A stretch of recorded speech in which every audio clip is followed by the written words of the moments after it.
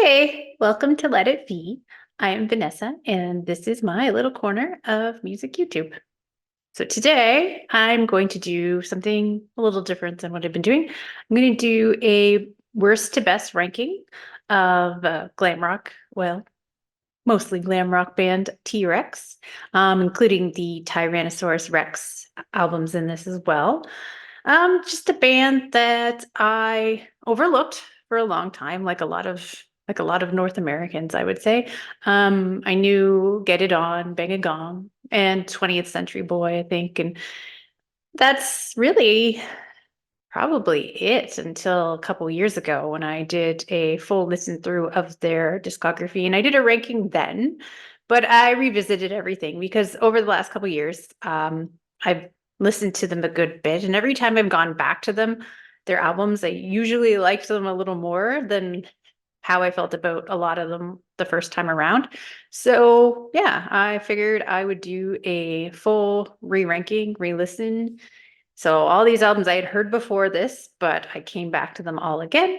So that's about it. I'll start with a number 12, which is not too difficult. It is the debut. My people were fair and had sky in their hair, but now they're content to wear stars on their brows. Um, yeah, so definitely pretty strange and bare bones. The bongos get to be a bit much at some points, but I think there are hints to Mark's future songwriting, and there is some clear potential here. Chateau in Virginia Waters is a pretty clear standout. Sounds like the inspiration for the indie folk of the future, like in the 2000s and beyond. So that's super cool. Has a really immersive sound and interesting melody. Some interesting additional instrumentation on Afghan women. Not totally sure what it was, but kind of a xylophone kind of sound. And it has a good melody, but as through a lot of the album, the bongos are very distracting, I find. Um, the whole album has a feel of like hippy dippy summer, carefree days, people playing together in a field, which has its appeal. But this is not an album I can say I'm often in the mood for. I will say there are moments where this borders on being a little annoying with the bongos again. And there's loud singing at times, that just like a little too loud.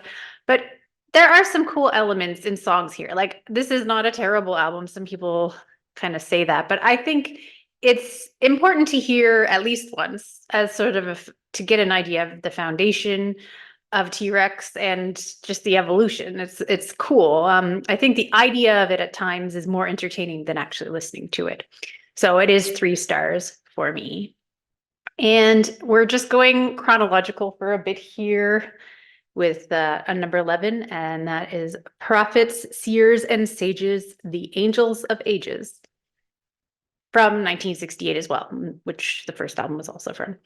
So the opening song here is admittedly a bit annoying. The backwards singing is pretty weird, but much like the debut, you can see Mark's talent shining through, even if the execution is off-putting at times. A song like Wind Quartet has a lovely melody, and there's some nice little harmony moments, but the isn't my favorite thing.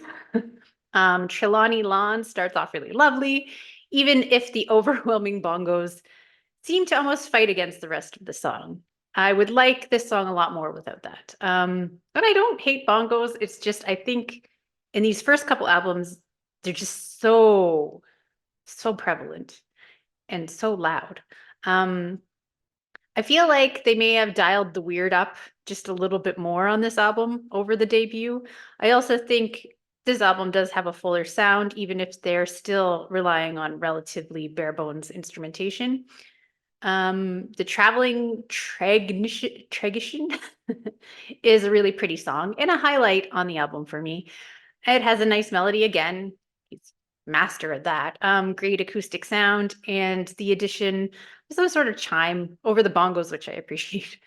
While this and the debut they're pretty similar in a lot of ways. I give this the edge because I think overall it's just a smidge better. Like you can see a progression as you go through these albums pretty quickly, and it's pretty pronounced. So This is also 3 stars, but we're getting further away from that. So next, again, from 1969, we have Unicorn. Chariots of Silk is a strong opening track and musically sounds more full than the previous albums. The weirdness of the first 2 albums does continue to be here. That does not go away. Pauna Hill demonstrates that. But the next couple songs are really pretty and well executed. It's nice to hear less bongos, and at least I think they serve the songs better than they were in those past 2 albums. Really nice to hear some new instruments in the mix, like piano and bass guitar. They help enhance the songs here, and the fuller production is welcome for sure. I think it goes a long way to enhancing the songs, and the potential in Mark's writing has been there from the beginning, but the limited instrumentation can only go so far. All that being said, this album isn't without its lulls, and there's definitely a ceiling on how far I can be into this sound in one sitting. It does start to feel like it drags in the second half, and the spoken word at the end does not really help matters. I mean, it's an artistic statement, but do I want to sit there and listen to that regularly? No, not really. And as much as I think this is overall stronger than the first 2, just not quite there yet.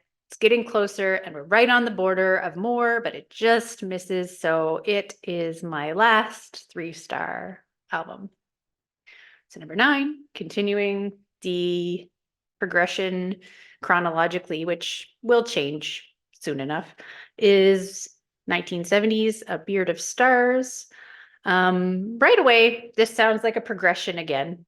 For one thing, there's electric guitar now. Woodland bop especially feels like a bit of a bridge between the hippie folk and the glam rock that Mark is known for, that the band is known for. Makes me think a little bit of a preview of the style of the slider actually in there. There's some cool electric guitar on Fist Heart Mighty Dawn Dart, which really enhances the song. This album is still not without the weirdness, and that is always part of the package a little bit. And the addition of some new elements does make this something new. It does make it a bit better. Electric guitar seems to have been a bit of the missing ingredient in the past. And I didn't really even fully realize that I was missing that until it showed up. It was like, wow, okay, we needed this. I do think that while he's progressing again and continuing to show potential, the songwriting is still not as tight as it would eventually be, even in a year. But this is a cool transition record, and it has a cool sound, and it makes it stand out from the other Tyrannosaurus Rex albums. So we're getting warmer, and we're at a 3.5 now. Now, number 8, I do not own. That is the self-titled T-Rex album from 1970. The transition continues with this album. Jewel is a rocking track to kick off the album, and The Visit is lovely. As the album progresses, it feels like the classic T-Rex sound as we know it is coming together. But all the same, you can still hear the hints of their previous sound, but that influence is blending in better than it was before. Listening through these early albums is really such a fascinating progression, and pretty crazy how it happened over such a short period of time. It's really like 2 years. Like, it's crazy when you think about that. Some songs like Beltane Walk really stand out and demonstrate how even if this album is still a bit uneven, the songwriting is getting noticeably tighter. And this is a solid album. They would get better very, very soon. It's maybe not quite essential yet, but it's still worth hearing. If you're interested in them, all of these, as much as I don't have them high and they're at the bottom, I still think they're essential listening. Like, it's just a fascinating progression. I listened to them all in order in an afternoon, and it was just like, wow, you really get to see how things evolve so quickly. So this is a 3.5 as well.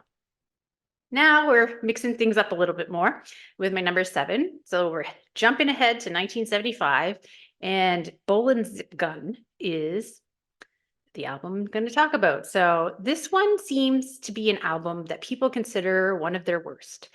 I don't totally get that. I remember liking it when I first heard it, and then second guessing myself at the time because other people who were also doing the ranking with me at the time seemed to hate it so much. And I was like, what am I missing? Like, why don't I hate this? Like, is there something? And I had less confidence in my own abilities of assessing things, I think. But no, not anymore. Returning to it, just don't get the hate for it. It's definitely the sound of excess. There's no denying that. But I think it's an enjoyable album, and I always appreciate Gloria Jones's contributions. I think they play off together each other so well, and I think she adds a lot here. It's not a perfect album. Token of My Love is pretty awkward, and I don't really think it works. And there are moments here and there where Mark's vocals are a little off. I'd say most notably on I Really Love You, Babe. But overall, I think it's flawed, and it's still good. The songs are catchy. The album as a whole is a lot of fun. It's pretty brief at just over 30 minutes, so I don't think it wears out its welcome. The first 3 songs open the album well, and Think Zinc is great. Love that one. And I really like Zip Gun Boogie, the closing track. So it's, again, a 3.5. I think it gets overlooked quite often and an unfair amount of hate. Number 6 is a Zinc Alloy in the Hidden Riders of Tomorrow from 1974. This goes further into the funky and R&B direction of Tanx, but I think it really dials it up. This is the first album to have Gloria Jones on backing vocals, and I really think she adds a new element, and her vocals work really well with this sound. And even though it was poorly received at the time, I think the evolution into adding more funky sounds, I think it makes sense for them. Mark has the swagger and personality as a performer to pull it off, and I think it blends in well with his songwriting and his previous sound. This album is one that sounds like excess again, like Zip Gun, and not something that everyone could pull off, but I think they do. To me, I think this evolution is pretty seamless from the albums that came before it, and a big part of what made him so exciting as an artist. Evolution has always been part of the T-Rex sound right from the beginning, and this is just a continuation. My only minor complaint would be that this album is a tiny bit longer than maybe it needs to be because it is such a sound of excess. 46 minutes is a bit tiring in one sitting here, but I still really like it. It's 4 stars, so that's my first 4-star album. Number 5 is from 1976, and it's Futuristic Dragon, which I have. Yet another strong set.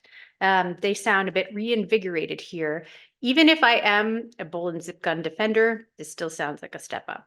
I really like the blending of disco and soul elements. I think they bring a modern touch to this album for that time in a way that doesn't take over. I think it fits in with what they're doing. It doesn't sound like some of the disco rock at the time where it didn't always work because it just didn't blend well with that band's previous sound. But I think that this is a way that they were able to master that. This still feels like a T-Rex album. I love the energy on this album and the richness of the arrangements, which you can see bordering on excessive for some people. But it's still full of catchy songs, and I think that the songs serve the arrangements well. Chrome Sitar especially is one of my favorite T-Rex songs. The touches of sitar on it are really cool and enhance what is already a great song. Dawn Storm is very epic and beautiful, and perhaps maybe should have closed this album instead of Casual Agent. But that is also a great song, but maybe they could have flipped them just to make it just a little bit better. But all the same, I think this is another overlooked album in the second half of this discography, and it's another 4 stars. Number 4 is one that I had been overlooking in the past, and that is the final album, Dandy in the Underworld from 1977. Coming back to it, I was just like, wow, I really, really was sleeping on this one. I think it opens really strong with the extremely catchy and memorable title track, a bit of a return to more straight ahead glam rock. These are some really strong and catchy songs. This is actually, yeah, it's an album that I had previously overlooked. Like I said, I think I just maybe had heard so much all at once the first time I went through that this just kind of slipped past my radar. So I gave it a favorable rating, but I just hadn't really gone back to it. Coming back to it now, I think it's just been it's a really strong album, and it plays to all of Mark's strengths. Songs like Jason Be Sad should be up there amongst his most beloved. It has a great build and a killer chorus. It's a shame that we never really get to hear what else he had up his sleeve after this, unfortunately. But this album is a strong end to what I consider a very strong discography, and it's just an easy breezy listen full of great songs. It's not like there's not too much else to say about it. It's just a fantastic time. 37 minutes flies by. So it's 4 stars, bordering on 4.5, actually. So now is the top three, which is where I might lose some people. But just know that they're all very, very close, especially 2 and 3. They're basically tied. I don't know. I kept going back and forth on which one I was going to put where, but this is where I ended up landing. So number 3 is Electric Warrior from 1971. That's as soon as this album kicks off with Mambo Sun, Cosmic Dancer, and Jeepster, you know you are in a whole new world with T-Rex from that self-titled album. There is so much more to this album than just Get It On, Bang a Gong, but that's for sure. I mean, it's kind of a disservice that that is the only song that so many people know. The energy, the swagger is off the charts, and this is a point where everything just comes together. The highlights here are super high. Songs like Life's a Gas are in contention for my favorite T-Rex songs, but there are also a few songs that don't resonate quite as much as the albums I have a bit higher. So that is kind of why I have it here. It's like I feel like the highlights overshadow some of the rest of the album for me personally. So the next two are just more consistent listens overall. But I don't think there's anything I would take off this album. Like I don't really think there's bad songs. I just do think that those highlights overshadow some of those other songs. Of course, this is a minor nitpick, and it's just because I'm putting them in order. But yeah, it's still a great album. It still deserves its classic status. It's worthy of its acclaim, just like the ones I have it. I just like the ones I have above it, just a tiny bit better personally. But this belongs in any top of any list. So having it at number 1 is perfectly makes perfect sense too. I just think that things get even better for them. So this is a 4.5, a high 4.5. Number 2, I have the often underappreciated Tanks from 1973. So the evolution of their sound continues on this album. It brings more of a soul influence, which is a really welcome addition. This element and the addition of Mellotron and the female backing vocals go a long way to further enhancing these songs while combining it with the strengths of both Electric Warrior and the Slider. I think it's kind of the best of both worlds together in one album. It's really unfortunate that this album often gets overlooked because I think it's on the same level as the previous two. The songs here are consistently as strong, but it seems like they don't get highlighted among his best as often, which may contribute to this one getting ignored. But one thing I've noticed is that the general consensus seems to focus purely on 2 albums, which means people miss out on a lot of these. Much like the Slider, this is a consistent and easy listen where many songs could be a highlight. Born to Boogie, Left Hand Luke, which is a fantastic closer, Tenement Lady, Electric Slim and the Factory Hen, Broken Hearted Blues. Those are all, to name a few, highlights on this album for me and should be among other songs that people know and love, like Mambo Sun and Get It On and Metal Guru for that matter. Like, I think they're just as strong. So it's another 4.5. That's almost a 5. Pretty well on equal footing as Electric Warrior. Which means number 1 is very easily the Slider. It's a classic for a reason. From the second it opens with Metal Guru, this album takes you on a ride, possibly in contention for one of the best opening 10 seconds on an album. Just like immediate energy. Immediately you're like, yes, I'm in. Flo and Eddie can be heard on backing vocals as they can be on several albums around this time. But they really come to the forefront here and enhance this entire album. I just think they really shine on this album. They work so well with these songs. There really isn't a weak track on this album, and it flows perfectly. Time flies when you're listening, and it's really tough to pick a favorite song here. I often default to Rabbit Fighter, but it really could be any of them. Also just the perfect culmination of Mark's quirkiness on his early albums with the great songwriting he developed the last couple years before this, and also the perfect combination of folkiness with rock and glam. And I'm not even sure I can think of another album to compare it to. It's very singular. It's just kind of got its own thing happening. Um, I don't know how it's possible to listen to this album just without a smile on your face. Like, I think it's just fantastic. And it's so full of swagger and confidence. I remember the first time I listened to it, there was like an instant familiarity to it, as if I had known it for years, but I'd never heard it before. So that's special. You don't get that all the time. I think it probably even deserves more attention than it gets, but it does get a good bit now, especially depending on where you are. So that's well deserved. So it's a 5-star album for sure. Pretty solid 5 stars. Always love to put it on. So that's my ranking. Um, I'm sure people disagree. I know a lot of people only are a fan of either the Slider or Electric Warrior or both, or it all makes sense. I think it depends on what you appreciate about the band the most that sort of informs what your favorites are. And that's cool. That's one great thing about a band that has so much variety happening and while having a cohesive sound is that there's a lot of different ways to interpret it. So let me know in the comments if I got it totally wrong. I'm sure some people think so, and that's fine. Um, that's why we all make our own lists, right? So yes, I love this band, and I can see myself just loving some of this even more and more as time goes on. It just seems to be a band that's grown in my estimation the more I've listened to them. So anyway, till next time, bye.